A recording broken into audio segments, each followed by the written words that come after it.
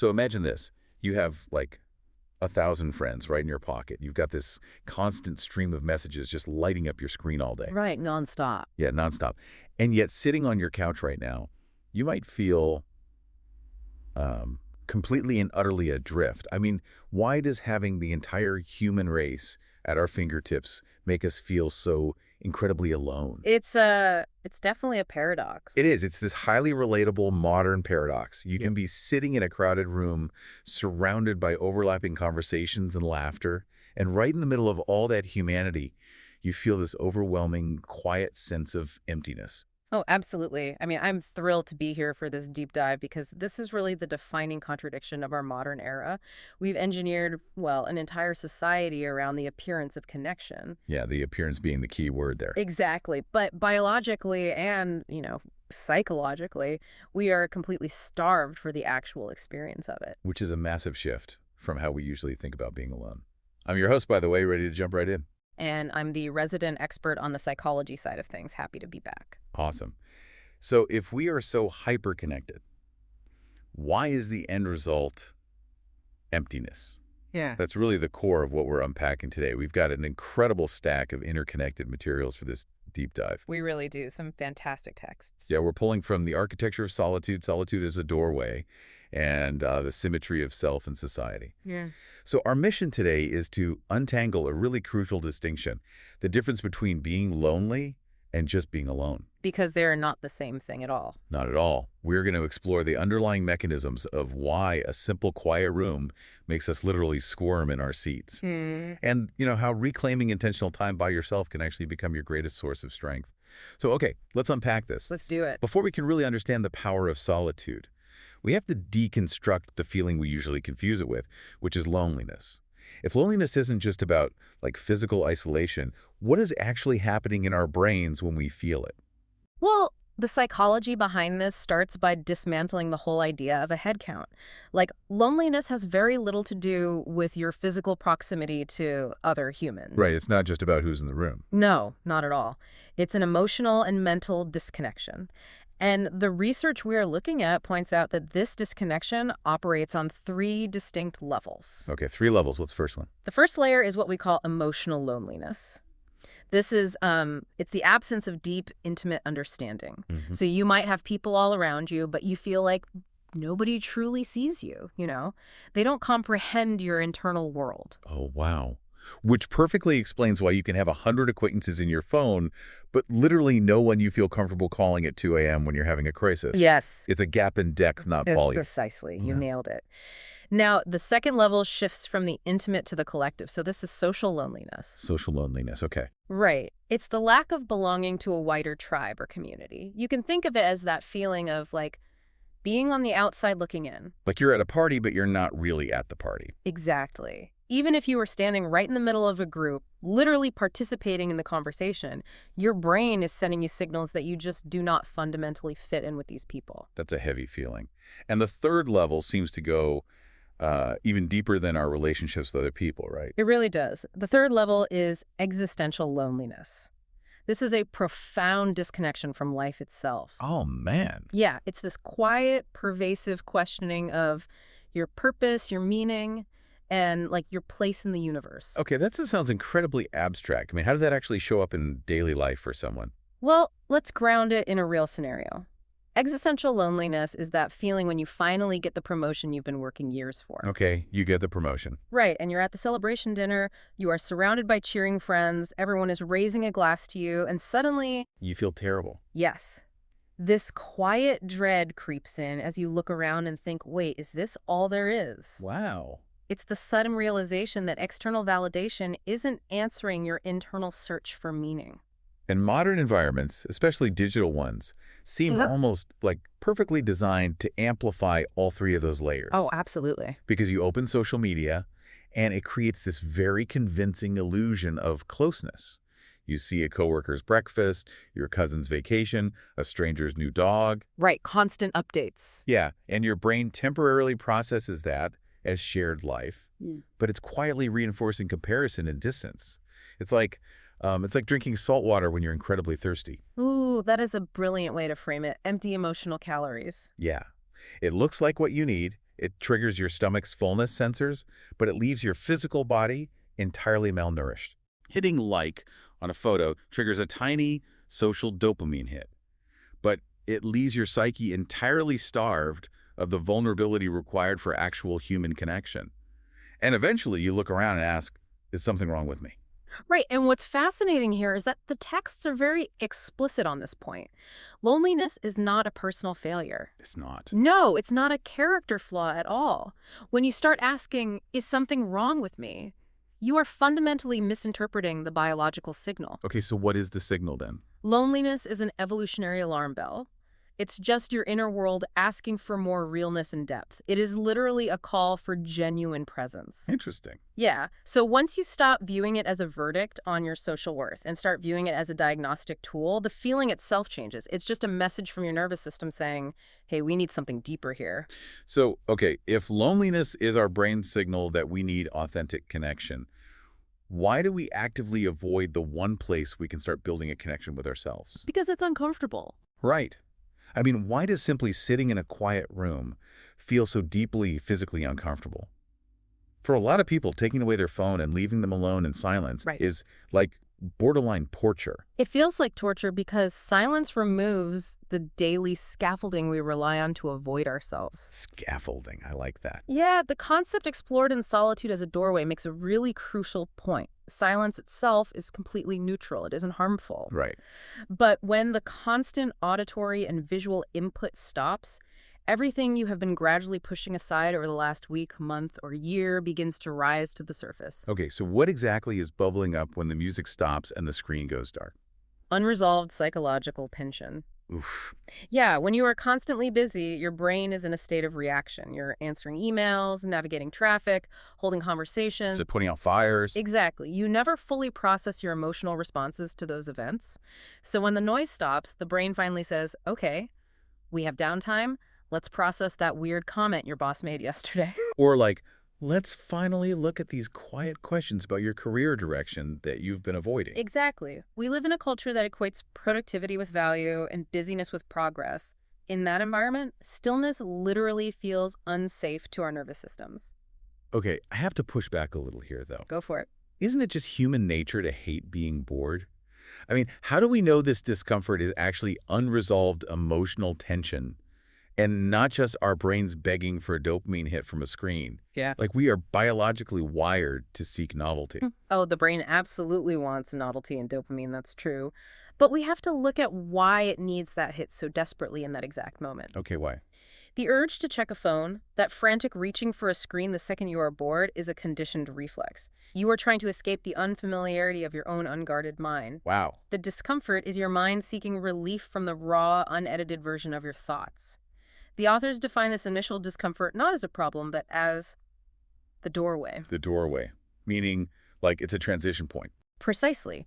It's a sign that something is opening up, not a sign that something is breaking down. That makes sense. If you can stay in that doorway, if you can tolerate that initial spike of anxiety and the urge to flee into distraction, your brain eventually realizes there is no actual threat in the silence. And then you start to move into a completely different mental space. Exactly. Which brings us to a massive internal shift.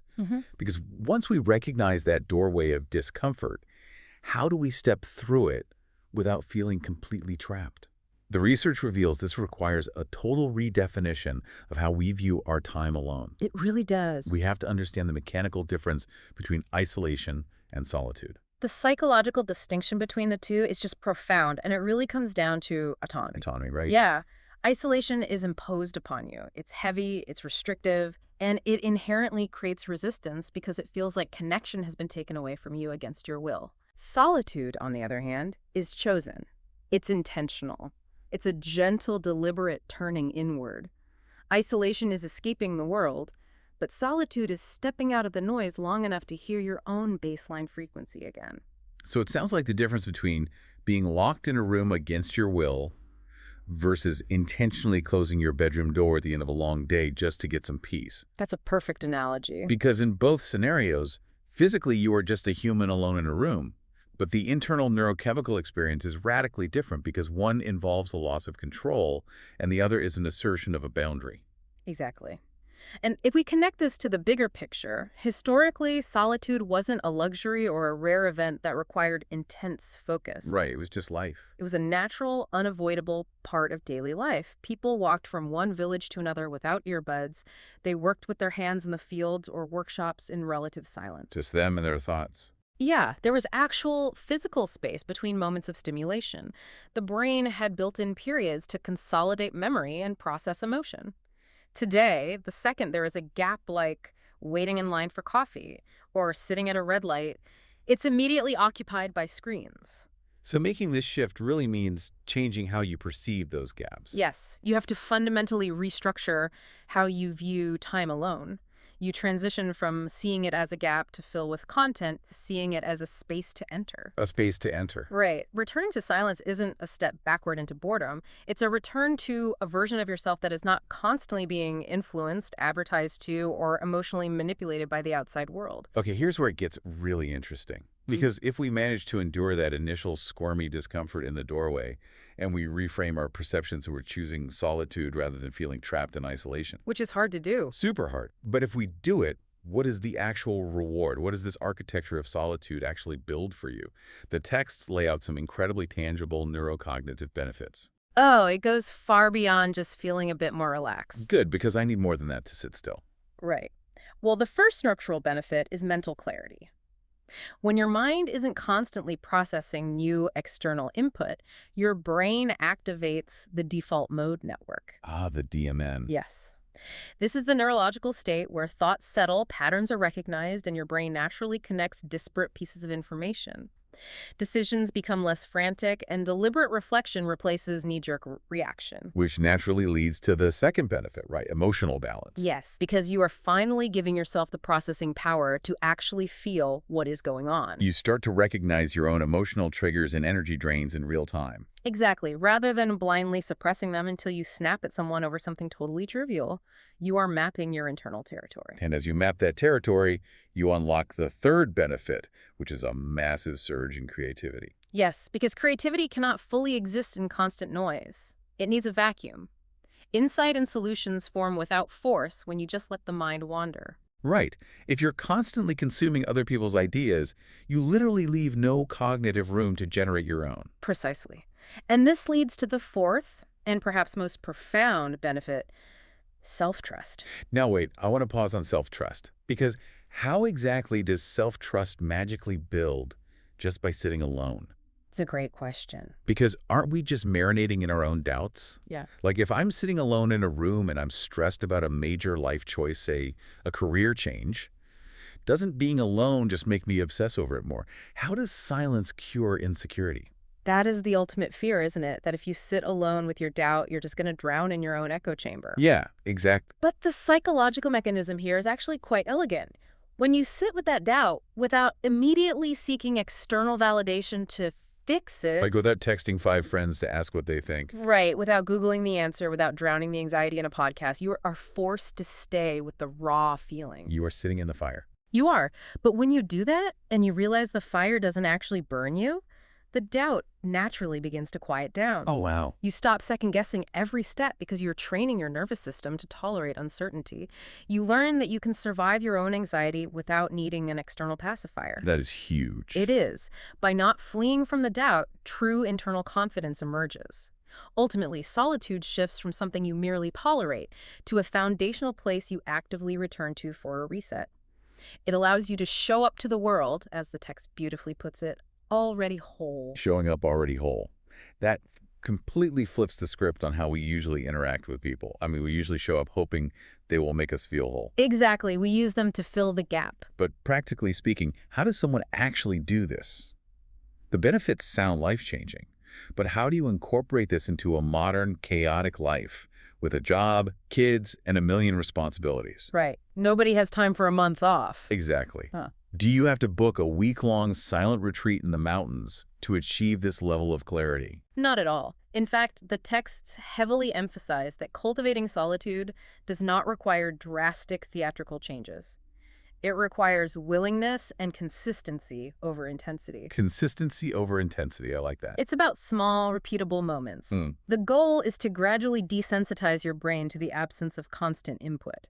So we are really talking about microdosing solitude. That is a perfect way to describe it, and the research outlines several very practical ways to start. Okay, give us the methods. The easiest point of entry is simply stripping away the digital layer during physical movement, like taking a quiet walk without your phone. No phone at all. No music, no podcasts, no scrolling, just the physical sensation of movement and an awareness of your surroundings. Oh man, I can hear people panicking already, like, no podcast, what am I supposed to do? Just listen to the wind? I know. Let your mind be chaotic at first. The goal isn't immediate zen. The goal is observation. Okay, observation. Just watch your brain desperately search for something to engage with, and then after 10 or 15 minutes, watch it inevitably settle down. Okay, what's next? Another intervention is simply sitting in silence for 3 to 5 minutes a day. Just 3 to 5 minutes? Yeah.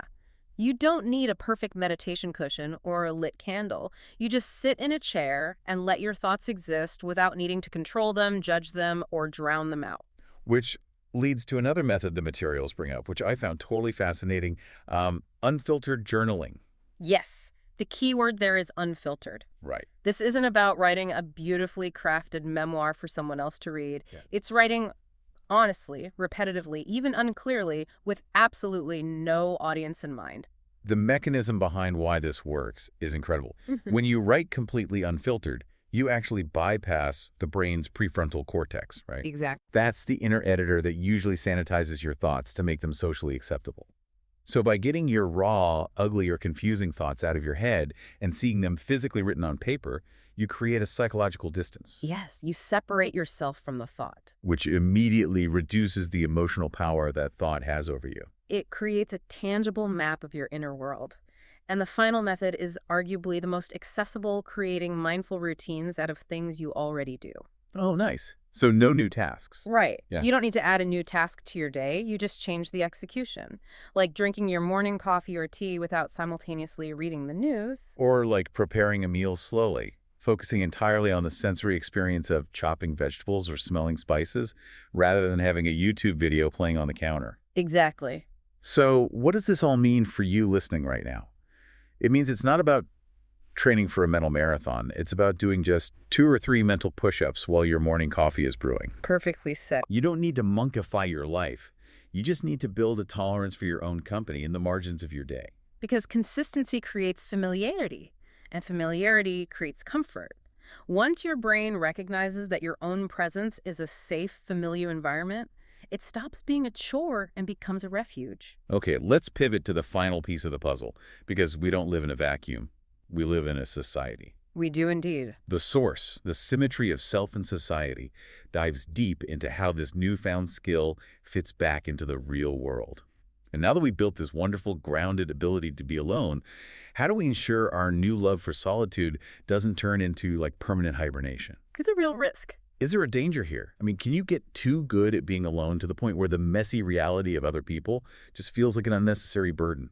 This raises an important question, and it is a psychological trap that many people fall into. Yeah. They discover the peace and control of solitude, and they begin to weaponize it to avoid the friction and complexity of human relationships. Because people are messy. People are very messy. But the literature is clear on this. Solitude is powerful, but it is fundamentally not meant to replace connection. We are deeply social primates. Our nervous systems are shaped and regulated by our relationships. So what's the takeaway then? The key insight of this entire deep dive is that solitude is actually the foundation that makes healthy connection possible. Because if you aren't comfortable with yourself, your relationships aren't actually about connection.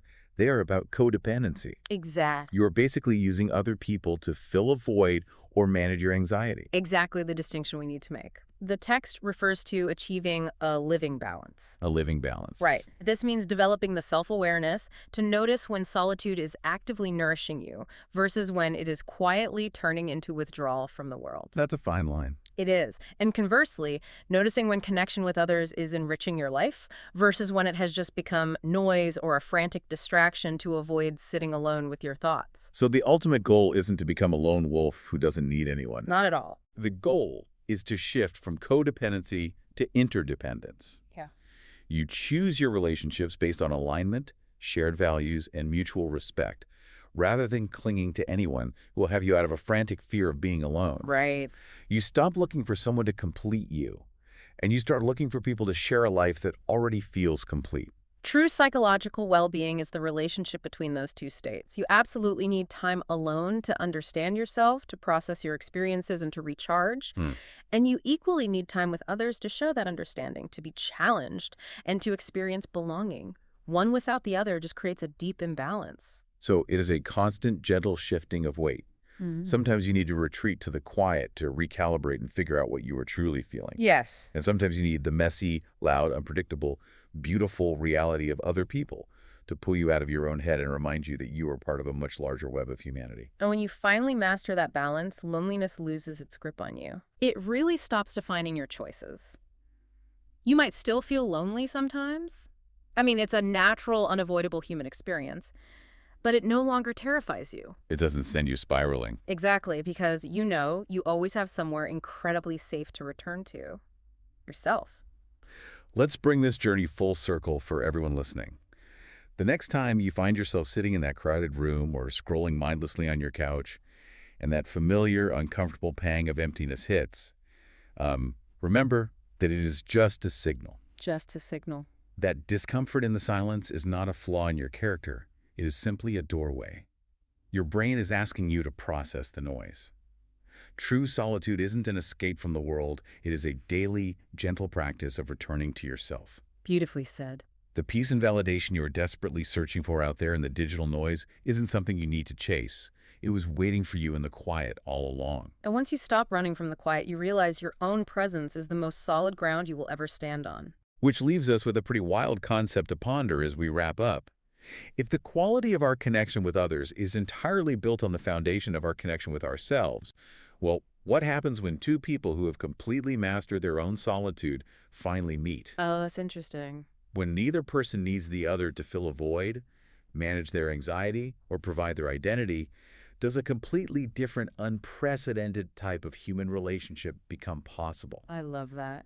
That's something for you to think about the next time you step into the doorway and enjoy 5 minutes of quiet.